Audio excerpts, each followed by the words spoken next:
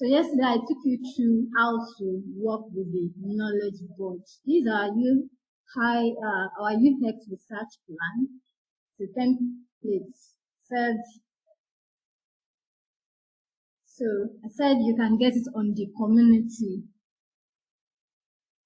Said you can get it on Figjam community, and so I'll proceed with the class now, showing you how to go about it. Yesterday I told you that first of all make assumptions. The first step in your UX research plan is to define the problem statement. And before you can define your problem statement, you have to come to the board. These are virtual board now. You come to the board, you and your team sit together and brainstorm. You need to first of all check out what they know. You assess what they know about the problem space, and what you feel you don't know. You need to agree on things you still need to find out. And I said personally I worked on a project, and I'm walking you through my research plan. So I'm working on how will I put this now? I chose to identify a problem in the health sector. You understand? So I want to design a solution that will solve that problem. And the problem is the health sector in Nigeria has not been embracing digital health. We've not been digitalizing our health services. You understand? It's the health sector has always rendered their service based on contacts. So when anything that happens, they just say, come to the hospital, which ought not to be. There should be a way I can access medical care or advice remotely without being in the hospital. Pending the time I gain contact with the doctor. You understand what I'm saying? So, and I showed you my knowledge board yesterday. I said I've made some assumptions that I think is because the health sector in Nigeria has not been exploring digitalization. I noted a problem. I said the problem I've identified is that the health industry in Nigeria has been trying its best in taking several steps towards achieving the lofty goal of universal health coverage by 2030, but the progress has been slow. So why is the progress slow? So I assume that I think it's because the health sector in Nigeria has not been exploring digitalization, and I also assumed the health services based on fiscal. I know you agree with me that that's actually in pandemic.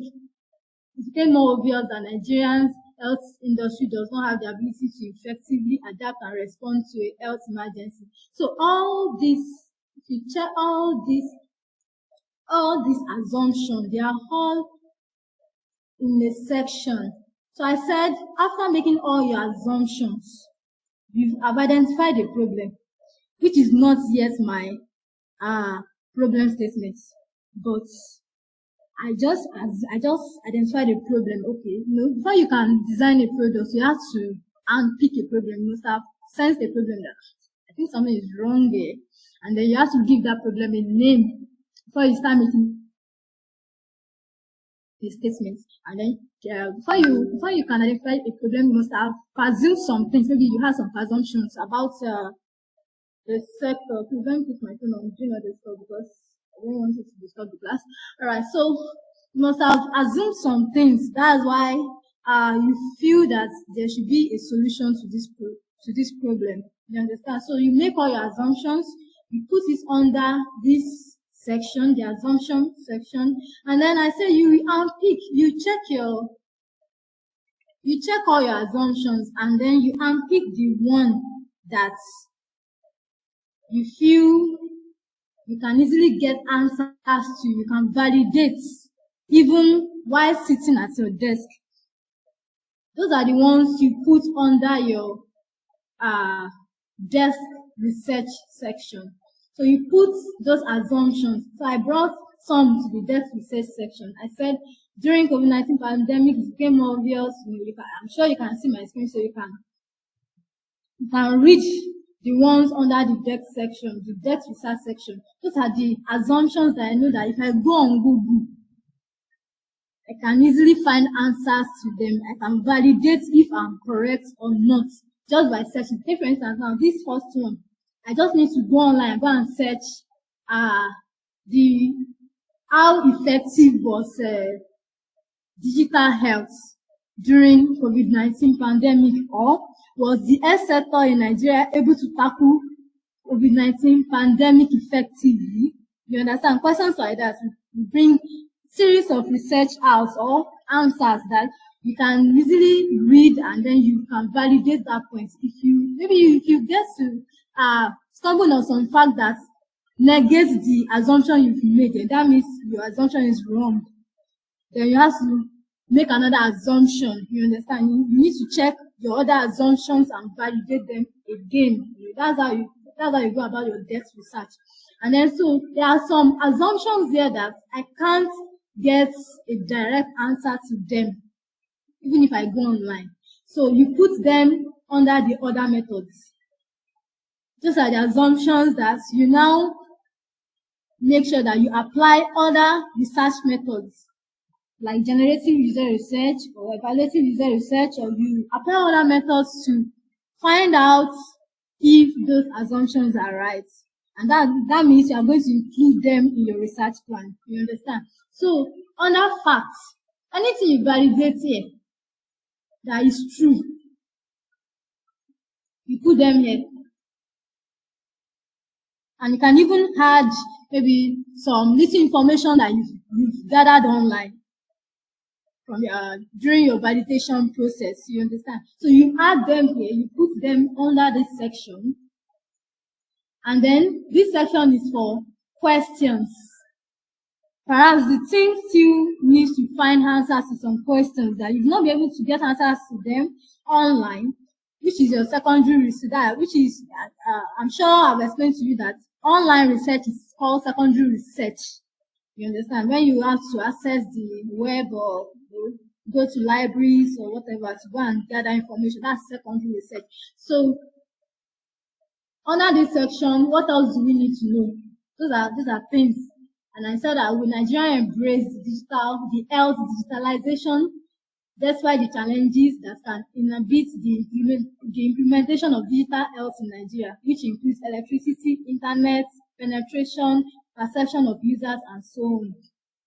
The Nigerians embrace this. They embrace the solution I'm about to bring. You understand? Those are things I still want to find out. So I put them under the question, and what is their take on the present state of Nigerians' healthcare system? Let me do this. All right, so that's a brief recap of what we did yesterday. So now to this panel, which is the main user research panel. You've documented all your assumptions now. So now you want to draft out a plan for your research. And I hope you didn't forget that I was talking about how to write a problem statement in research. So let me quickly teach you that. Now, problem statement differ depending on the type and topic of research, and it's also vary between a few sentences to a few paragraphs. You understand? So when you are taking when you sit down and say you want to draft out your problem statement, it depends on your topic of research, and it can be just a sentence, it can be just few sentences, or it can be few paragraphs. So somebody can draft his problem statement, and it can be just maybe one sentence or two or three, and you can see a whole page of problem statement you want to be. The problem statement does not have a fixed format. It does not have a fixed format, but a good research problem statement usually consists of three main parts. So I'll be showing you something now. Let me show you a user research plan demo that I've prepared. Now this is the final stage. This is the final stage now, but I'm the final stage. Now this is a demo that I've prepared.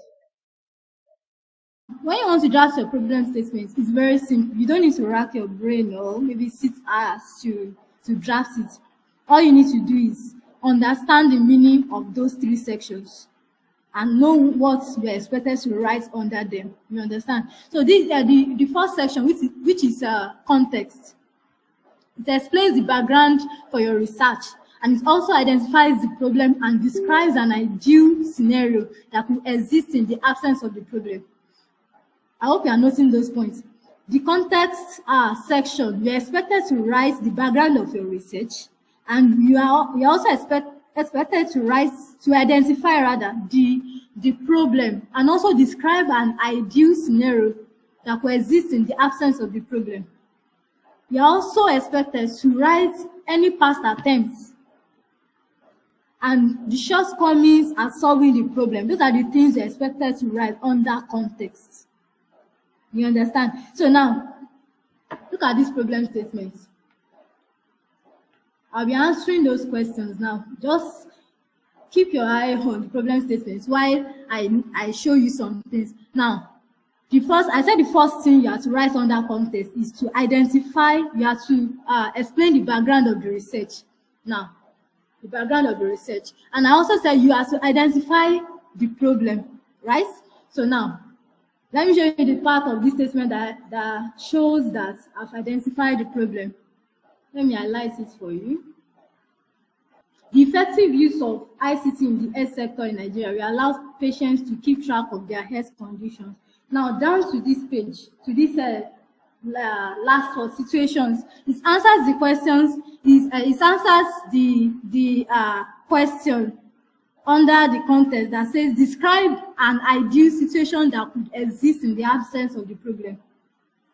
Now, I said the effective use of ICT in the health sector of Nigeria will allow patients to keep track of their health condition and avoid frequent visits to the doctors. It will also grant Nigerians access to medical care before they can get in touch with the health practitioners, physically in emergency situations. So I'm trying to describe an ideal scenario. Assuming this problem does not exist, this is what is meant to be. While I've stated my problem, this is my problem.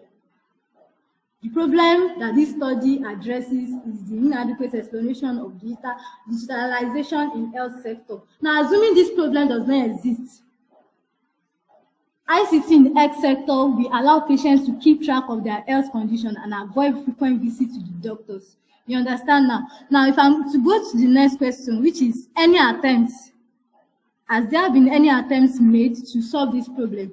Now, let me show you the part of the problem statement that answers that. However, start from here.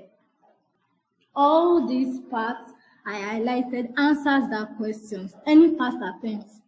I found out during my secondary research that ICT in the 21st century in the health sector has transformed the delivery of care better than it used to be in Nigeria. And also, the adoption of remote monitoring system in Nigeria allows patients to keep track of their health condition and avoid frequent visits to the doctor. For instance, a glucose meter allows patients suffering from diabetes to monitor their blood sugar levels in the comfort of their homes. And I'm sure you will agree with me. You can just read the rest. So let me go to the last part. It says the shortcomings at solving the problem. Now, the part that answers that, so let me show you that too. The shortcomings. Now, this is the shortcoming.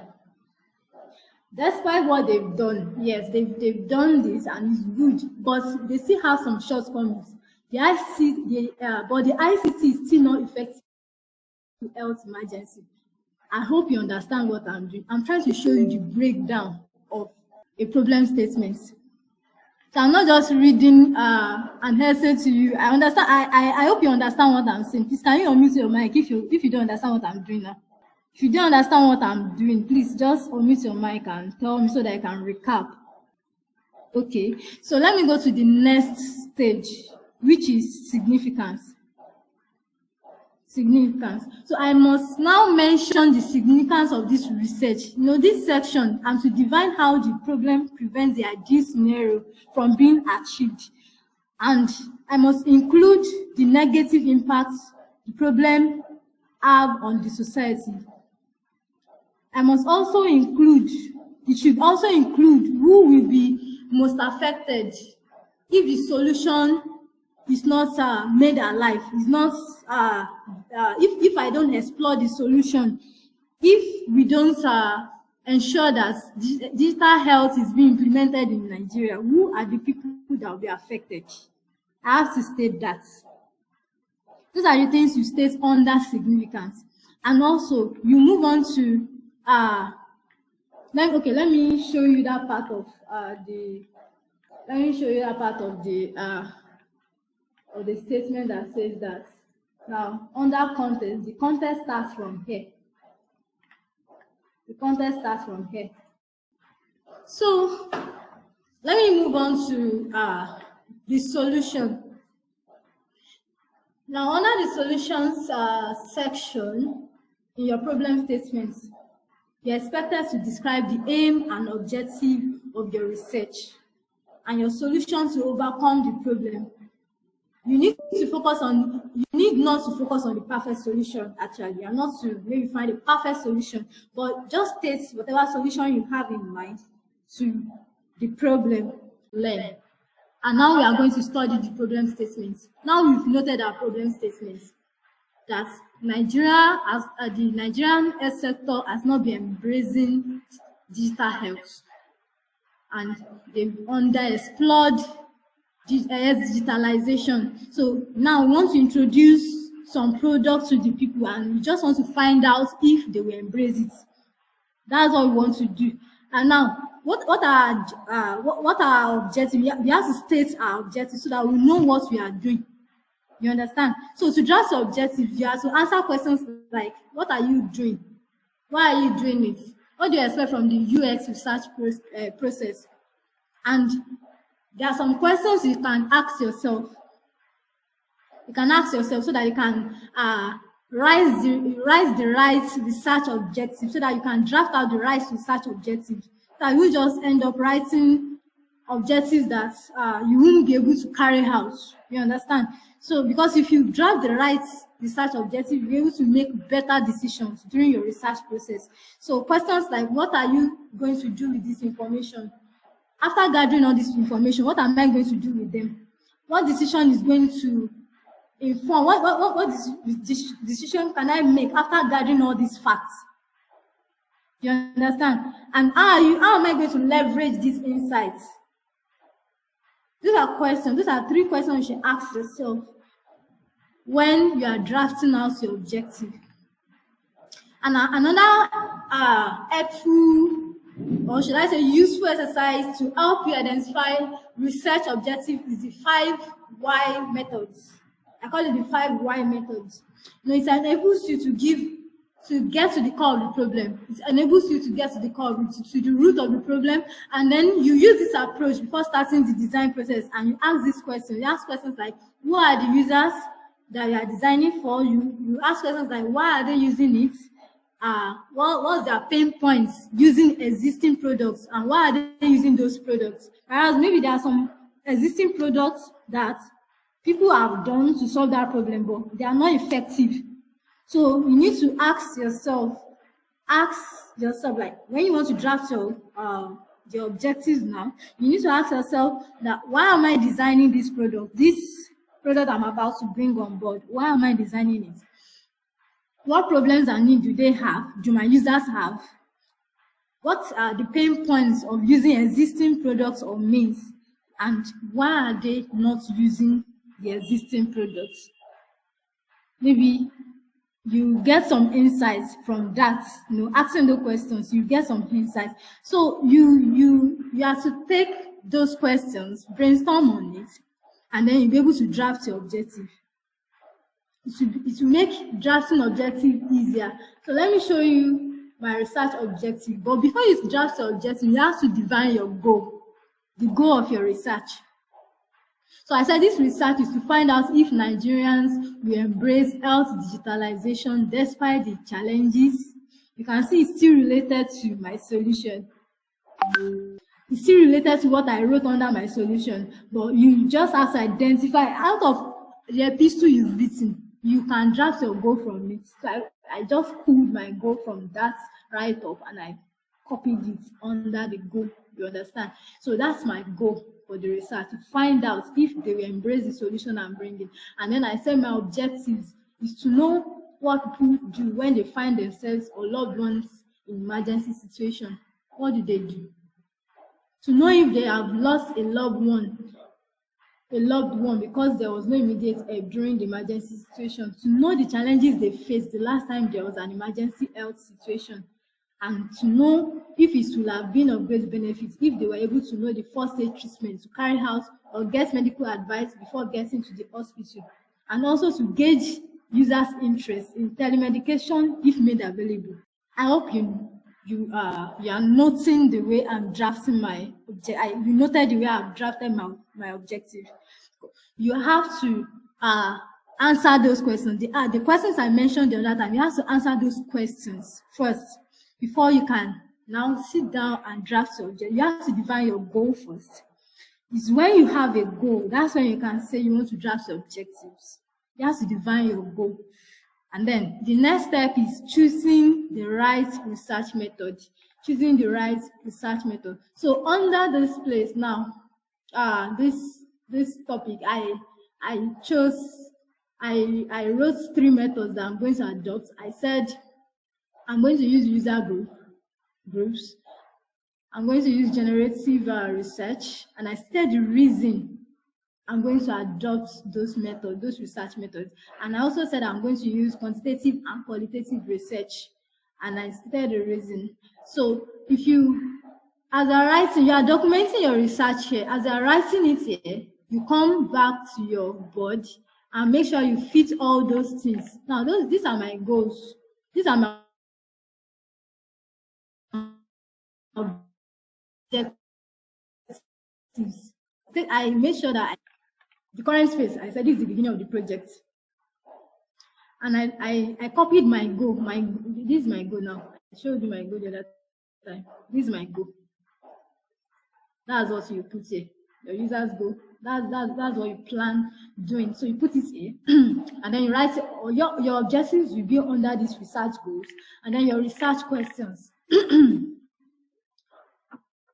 Is your objective you use to draft out your research questions. So everything will be here. I've not copied them. These are my questions. These are the questions I used. So if I want to put them there, I just need to copy them. But when it comes to drafting research questions, don't worry, when we get to that place, I will explain.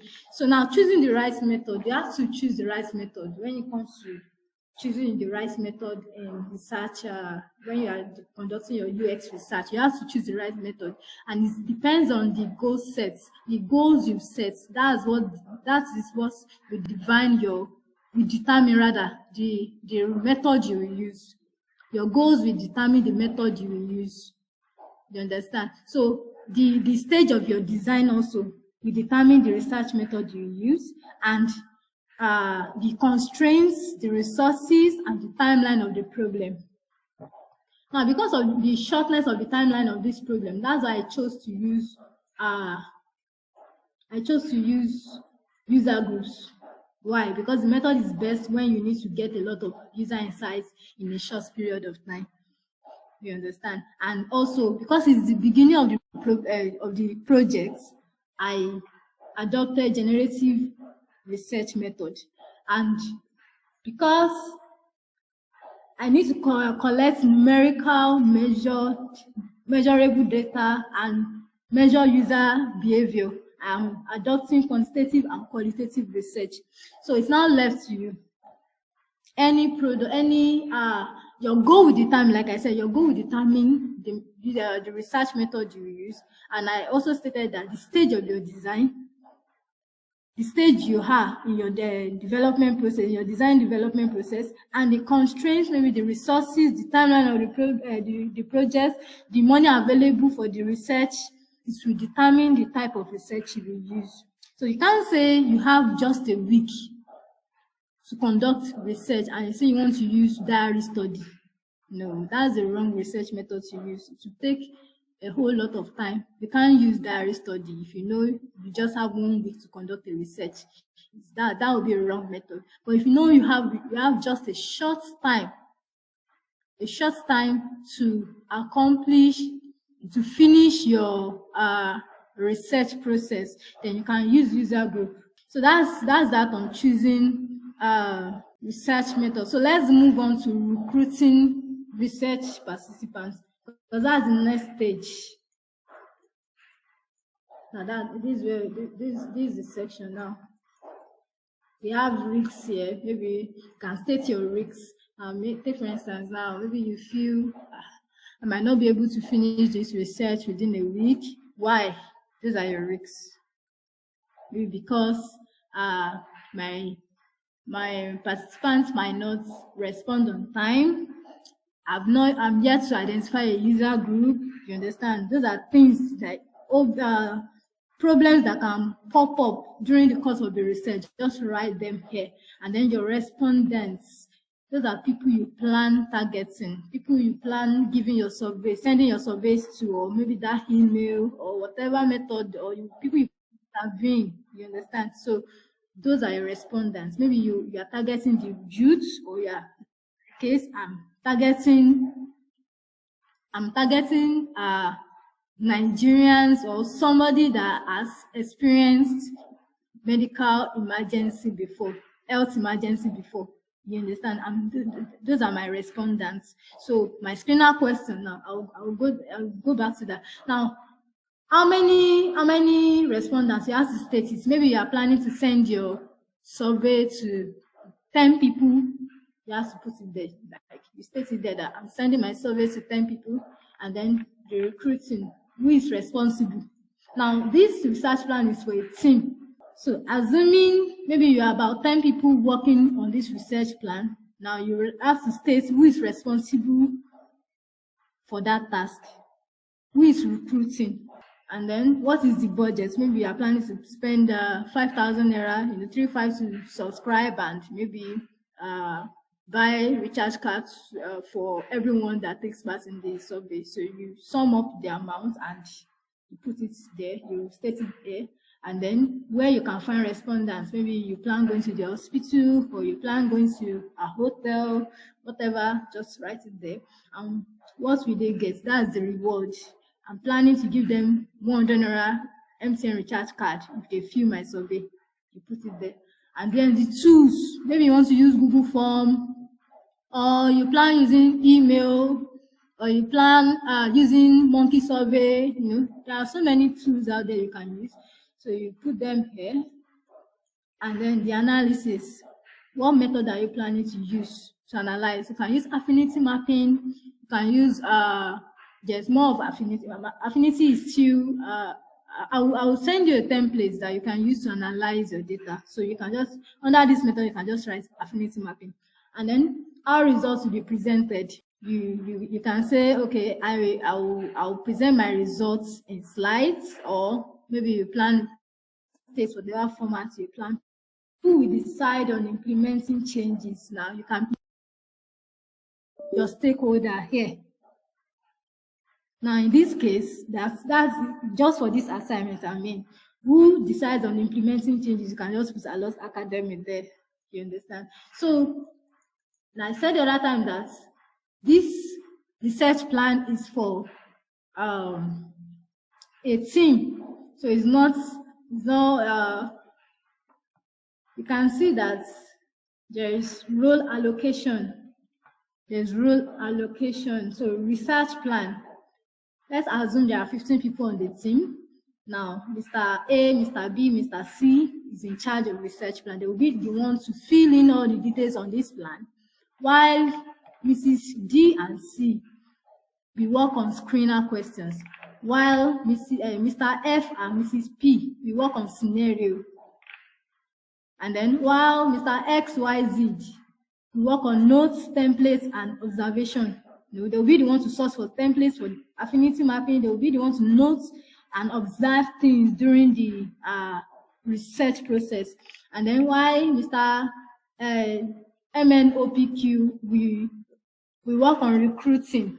They'll be the ones to recruit participants. You put their name, and then the person that will schedule the meeting, you put the person's name so that everybody is accountable, and then you send this to the team so that nobody will say, I didn't know I have a task to carry out, I didn't know I have an assignment.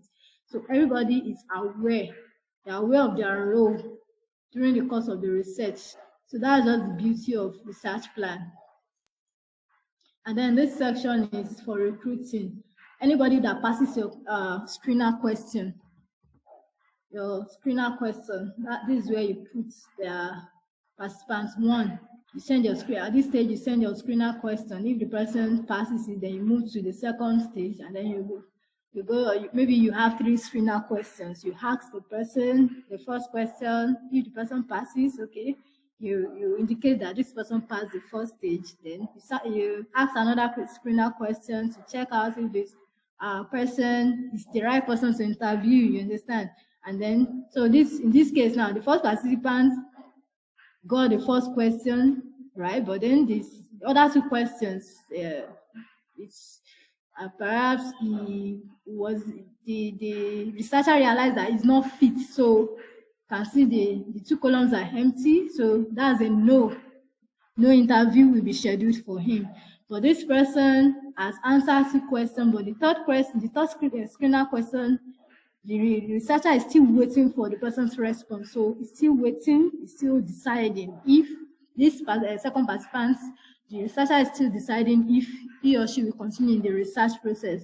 For this third participant, the researcher has gotten answer from the person and it's a yes. You understand? So this is what this section is all about. So now, let me dive into explaining. Now, I've shown you how to use the UX research plan template now. So when you see your task tonight, I'm sure it will look strange. What the presentation will look like. You understand? So I'm showing you how you will draft it. I've explained to this stage. Okay. Now let's talk about recruiting participants. So when you want to recruit your participants, it actually involves deciding who you want to research. You have to decide, who do I want to research? Am I researching kids? Am I researching adults? Am I researching C-class or youths? You understand? You need to define your niche, and you need to find out how you find your participants. How participants will be compensated. In many cases, a short survey or participant screener is used to qualify participants. So at this stage, you ask open-ended questions to elicit authentic experiences. So don't just ask close-ended questions like yes or no questions. Those are close-ended questions. You don't ask yes or no questions, because if you ask someone that, when was the last, have you been to a supermarket before? And the person says yes. You don't know whether the person just went to the supermarket. Maybe you just entered the compound. You didn't even enter the store itself. But if you ask him, you say yes. So you gather more data if you ask him an open-ended question like, what was the experience? Share me your experience, the experience you had the last time you went to the supermarket. Then, by so doing, you get to know if your user has actually gone to a supermarket or not. So he can tell you, I'm sorry, I've never been to a supermarket before. Or he can tell you, oh, it was awesome, this and this and this and this happened. And then you get to know their emotion, you get to from there, you gather data on their emotion and all that. You won't get to know that if you've asked a yes or no question. You understand? So you should use, you should ask open-ended question to check their authentic, to or should I say authenticate the experience of your users, to check whether they've actually experienced what you are asking them, to find out, because some people, they might not have experienced this, but they are just trying to tell you that but because you asked a yes or no question, they just give you a straight yes or a straight no. And meanwhile, they might have some experience that that will be helpful during the course of the research, but because you asked a straight question, you won't be able to find that out. So you need to get to a meeting, on the other.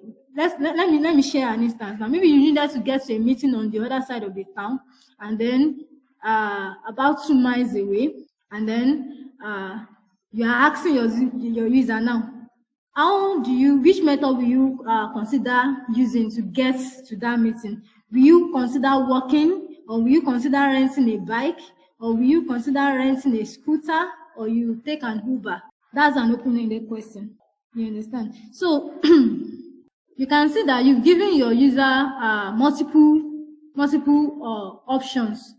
But then in that question, there are so many distractors. They call it distractors. So you have to use distractors answer to conceal the subject of the study.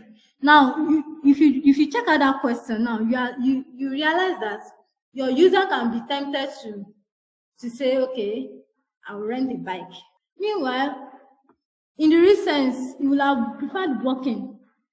But in your mind, you know that you've checked the person, you're standing right in front of the person. You can judge the whole situation. You can maybe someone you know already. And in this situation, this is what this person will do. And then this person tells you now, no, I would have preferred walking. And you know that in this scenario, you have a meeting downtown.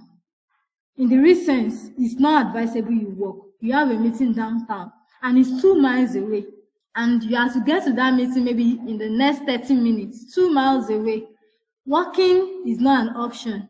So if the person says, I prefer walking, then you should know that, no, I don't think this person is right for this survey. But if the person says, oh, I think Uber will be the best, then you know that, okay, this person is actually interested. Because the person has taken his time to think about the whole situation. He has analyzed your question, and then he has given you the right answer that the best thing to do in such situation is to take an Uber, not walking. You understand? But you can ask me a question without my mind being there, and I just give you an answer, a straight answer. Okay. And well, I think this is what I should do. Sorry, did you hear my question well? And then I didn't know that's what you meant. Oh, I would have preferred, you should know that this person is not going to take your survey serious. So those are screener questions you can ask to know. So distractors are incorrect answers.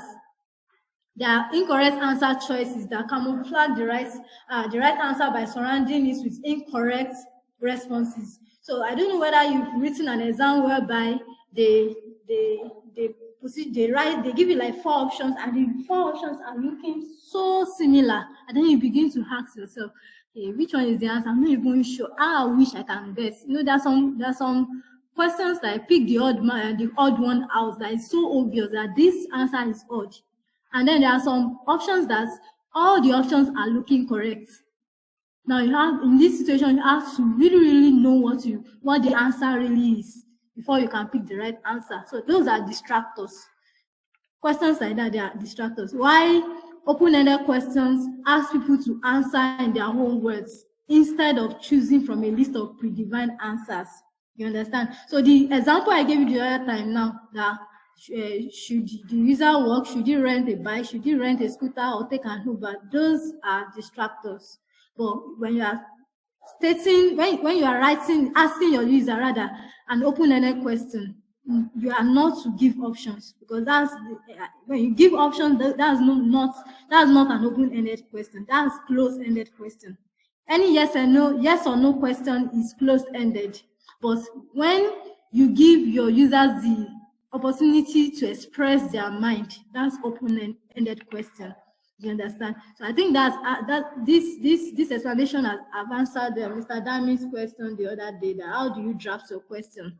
So those are the type of questions you can ask. And then now at this point I should explain some things. You have to consider diversity and inclusion. when you are drafting your questions. Your screener question, you have to consider diversity and inclusion. Now, take for instance, maybe you want to design a product for people that are physically disadvantaged. Maybe they how will I put it now? What do they call them? Maybe there are people that have physical defect, and then you are obviously when you want to conduct a research, you should approach people like that to know the best decision to make during your design process. Not that you now walk to somebody that is completely whole. You don't walk up to people that are completely healthy. Physically, you can see that they have two hands, they have two legs, their head is straight, their back is nothing is wrong with them. They are okay. You don't send surveys to such people to gather facts. You understand? So it's about you have to define the people that are in the category of the how will I put this now? You have to define the people that will give you the right information that you need for your research. You have to define them. And then those are the people you will send your research to, your research questions to. You understand? So when it comes to considering diversity and inclusion, you have to consider it early in the research process during recruiting, because it will lead you to more inclusive designs and product down the line. You have to consider various users who use the product and how they can be involved in the process. So you have to consider, if let's assume that you want to design a product for people that are physically disadvantaged, like I said the other time. Now you have to consider how these products will benefit them, and you have to consider the users. Who are the users? The people that are physically disadvantaged. How can you involve them in the process? You understand? So how can you involve them in the process? By sending them research questions to understand how they feel, so that by the time you are designing, you are not designing for somebody that has two legs, two hands, that is not dependent. You are designing for people that can use the product. The people in that category, they must be able to enjoy your solution. Not that at the end of the day, you've drafted your design, but the feedback, if you conduct your evaluative research, by then the users will tell you that, I'm sorry, we won't be able to use this because it's not functional. It's not functional to us. It's not solving any problem. And why? Because you sent your research questions to the wrong set of people. So you need to define if this product is going to help sick people, then send it to sick people. If it's going to help you, send it to the youth. If it's going to help the adults, send it to the adults. If it's going to help kids, send it to kids. So now let me move on to accessible designs. I defined what design is at the beginning of the class. So let me mention some other types of design. We have accessible design, we have inclusive, we have universal design. So accessibility, maybe you must have seen it on your system. Anytime you want to log out, you see this logo that looks like G, and then somebody sitting on that's accessibility. So it refers to designing devices, products, and the environment in such a way that individuals with disability or maybe sensory impairment, they can successfully use them. You understand? Now, so you note, I don't know whether you've noticed online, maybe you visited an online store that has a physical shop, and then they tell you that it is accessible.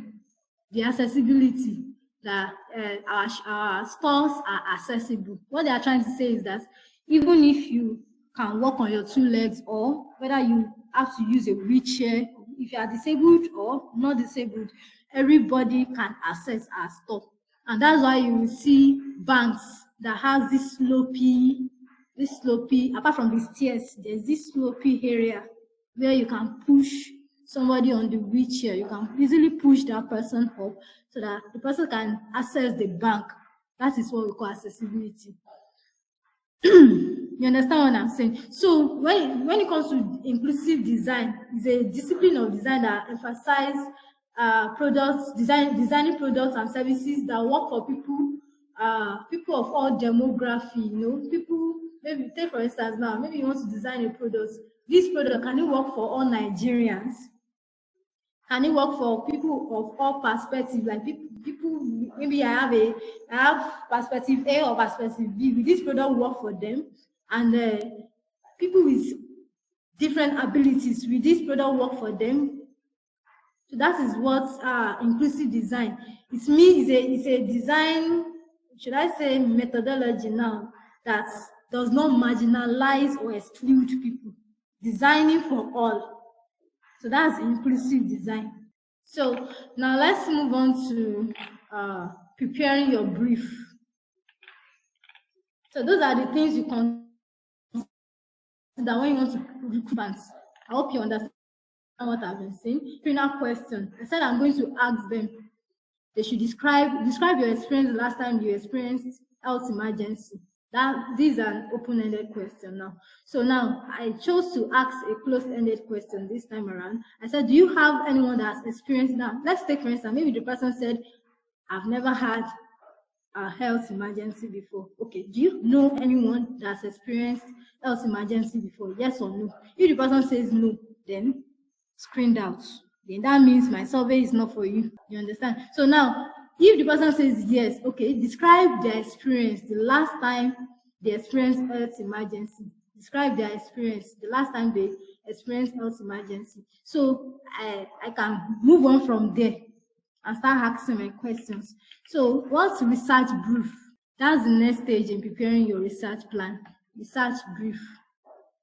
Now, under your research brief, you have to define a guide. You have to write a guide, on how. Let me just put it in simple terms. Let me say interview scripts. Let's take for instance, let's say you are adopting the interview user research method. That's what you want to use. You are planning to interview your users. You are not just sending only surveys. You are planning to do one-on-one interview, to conduct one-on-one interview with your users.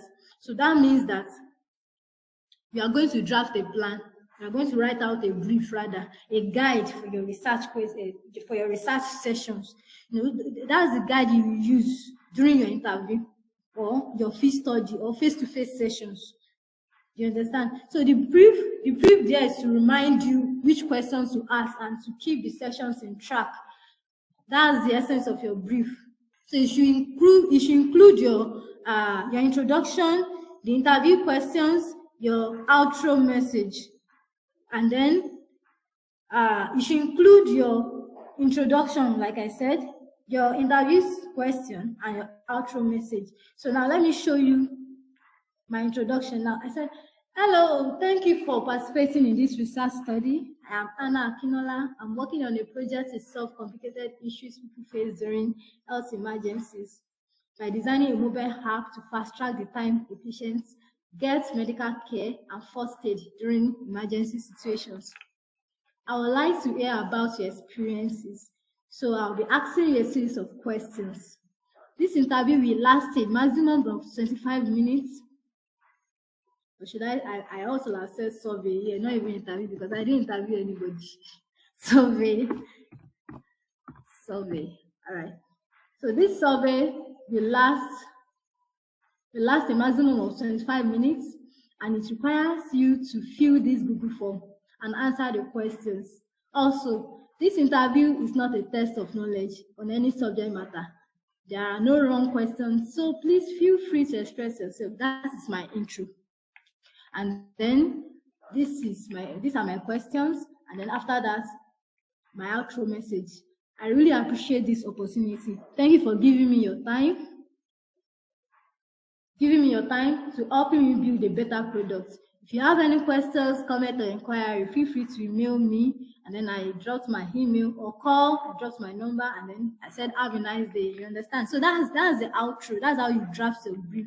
And then after that, the next stage in your research plan, in preparing your research plan, is sharing your research. When it comes to this is a typical example of sharing your research. This is the documentation of my research now. So this is what I'm expecting under this phase.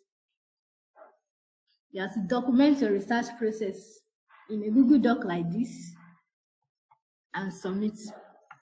You understand? So if I'm to explain sharing your research process, I've taking you through this document. So I just hope but let me just shed more light on it. So you are expected to let me take you back to this page.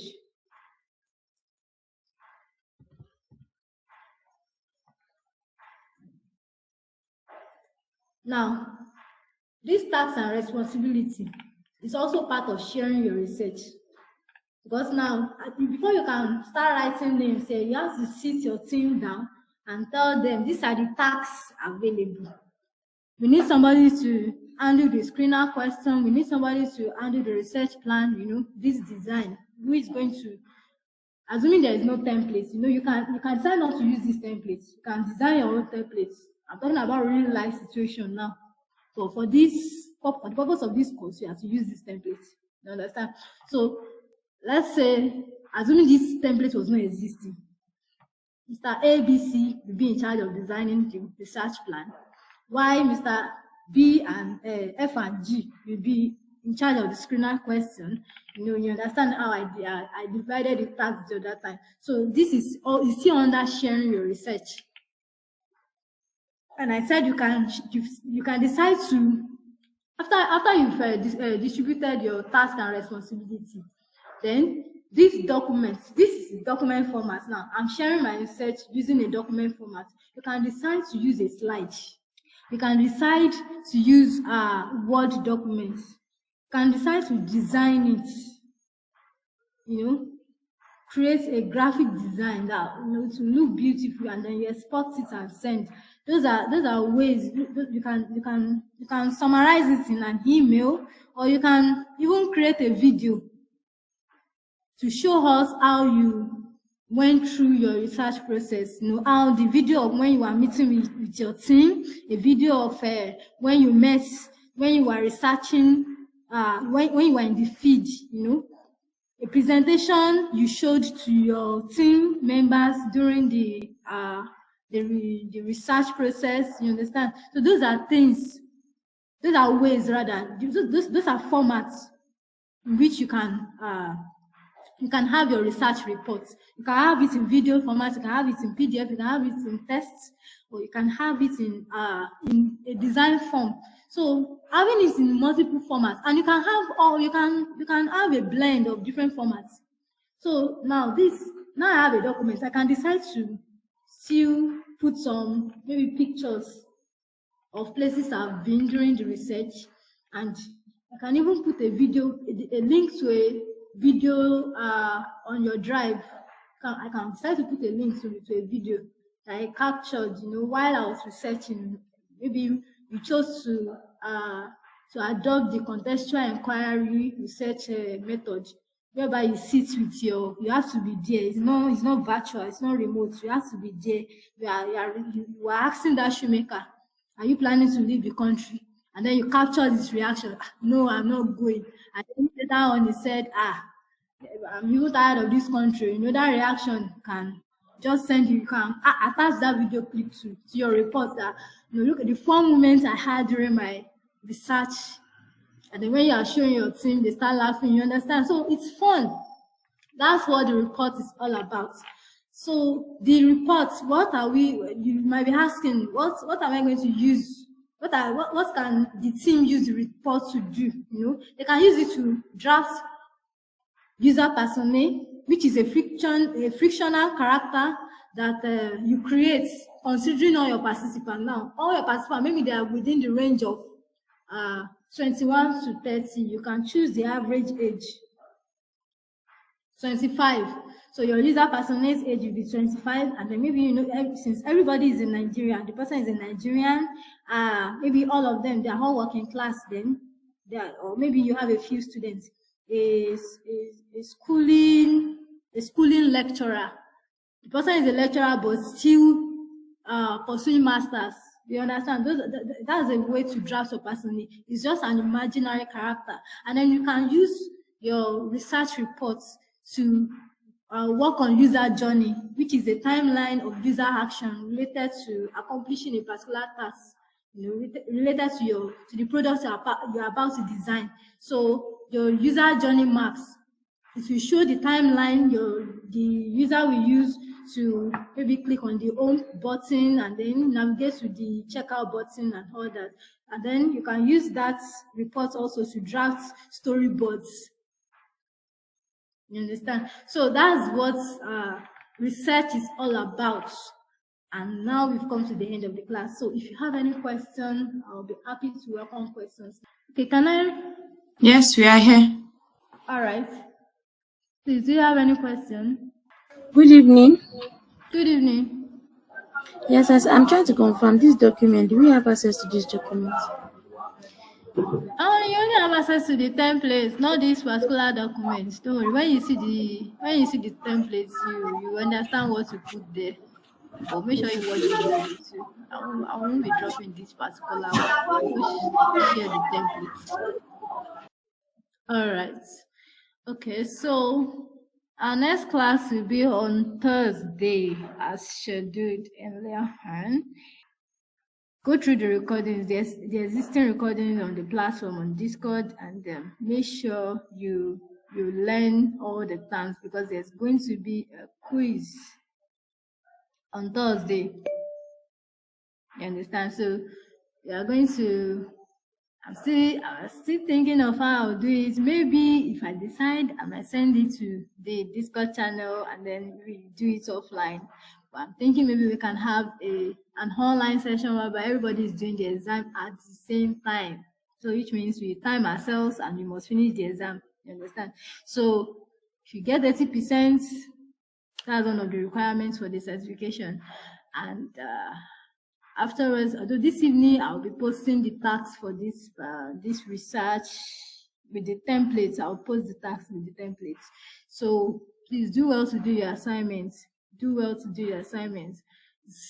To help you. It's going to help you because there's no point, cooling out time every now and then, coming to class, spending hours, and then when it now comes to the assessment stage, you end up not passing the assessment. It won't make sense, So let's put our efforts into it. And I wish everybody the best. So I have a question, chat. okay. I said that the resources like the video lessons, where do we find them on Discord? Because I've been searching. I was even checking the UIUX resources under the training platform, but training section, but I'm not seeing it. I've even asked, but I've not gotten a response. Okay. All right. The training video is under. Let me check the Discord now. It's not under general announcements here. Oh, I know it's not even general. Okay. It's under UIUX general chat. I have a question also. Okay, well, I know the course. Can you hear me? Yes. I know the course is about user research in UIUX design, but are we going to get to the design, the real design, maybe like mock-ups, prototypes? Does it include that aspect? All right. Like you said, this course is just for research. But if you want to learn about the design, the academy is going to organize another training for that. This is just like the tip of an iceberg. This is the beginning stage of UI, like the fundamentals of UI/UX. That's why we have so many theories to talk about. It's basically theories. So when it comes to the main class, the boot camp. Okay, let me tell you about the boot camp. There's going to be a boot camp soon that will span 6 months. So it will be a paid training, definitely not free. So you understand. So if you go through the boot camp, you still get to learn about user research, just like we've talked about it now. We've been training you on user research. You still learn it again under the fundamentals, and then you get to learn about the design proper too. I hope I've answered your question. Yes, thank you very much. In addition to what she said about the training, yes, the training is going to be 6 months. However, the major training is going to be 3 months. Why it entails an additional 3 months of building your portfolio and internship. That it will be 2 months internship placement, but the fourth month it's going to be for building your portfolio and other career support like how to build your CV, your resume, how to optimize your LinkedIn profile, your social media presence. So it's going to focus on things that you can present to the companies we are partnering with for the internship placement. So for the first 3 months, it's going to be expository practical based training whereby you're going to work on at least two projects, a personal project, one at least one group project, and that you must have work that you can put on your portfolio. We not just teach you practical, we also mentor you through. For the internship, though we are not promising the paid internship, but depending on how you package your portfolio, definitely depending on the quality of your work on your portfolio. So that will determine if it's going to be paid internship we're going to get, or but every participant is going to go through the internship. It's going to be 2 months internship, and the internship is a good chance for all participants to work with potential employers. They will able to collaborate and learn from expertise in the industry. They will gain industrial experience. They will able to work with real world projects and learn the best approach in UI UX. So it's a work experience for you because one of the challenge we have is a lot of people will go through some trainings, and at the end of the training they're not job ready. They can't present themselves job ready for the work. But this training is going to give you is that at the end of the training, you already have the skills required. You already have the work experience, which is most requirement. There's no way you have a portfolio, you have your work experience, and a good company will not able to employ you. And after the internships, if you prove yourself efficient for the company you do your internship with, definitely they can offer you job placements at the end of the internship, and you start your UI UX career. So that's how the bootcamp is structured. So as regards the next training after this, it's going to focus on the beginners actually, because before the one of the requirements of the boot camp is actually have at least fundamentals of graphic design. Actually, that's the requirement of UI product design or UI UX design of it. You have to have at least fundamentals, in-depth fundamental. We're going to walk you through in-depth fundamentals. You're going to learn tools, design tools, Figma, Adobe Illustrator, Adobe Photoshop, and all. So, but though it's not totally free like this one, it will be a month training. You might need to pay a commitment fee. Maybe we've not decided that yet, but you're going to communicate that. So the design fundamental training is going to come up next month, and it's going to be a month training. So watch out for that. You will actually learn a lot from it, especially for the beginners. You will learn a lot from it. That will prepare you for the boot camp. Watch out for our social media platform, watch out for our community. So all the information you need to is going to be present. For the boot camp, watch out for the information about the training on the Discord channel. Watch out for our social media, Andrew.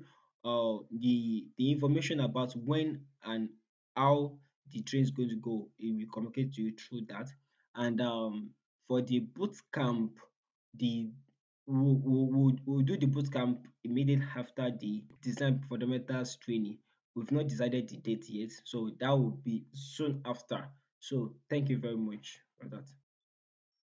All right, so I'll still be expecting us on Thursday. The class has not ended, the training has not ended. Okay, so I've just said, okay, maybe you heard me say we've come to the end. Okay, I'm just saying the end of research plan, like I'm talking about this phase now of today's class, not the old training as it were. You understand? The end of today's class. That's what I meant. So Thursday we are still meeting and we have tasks to do.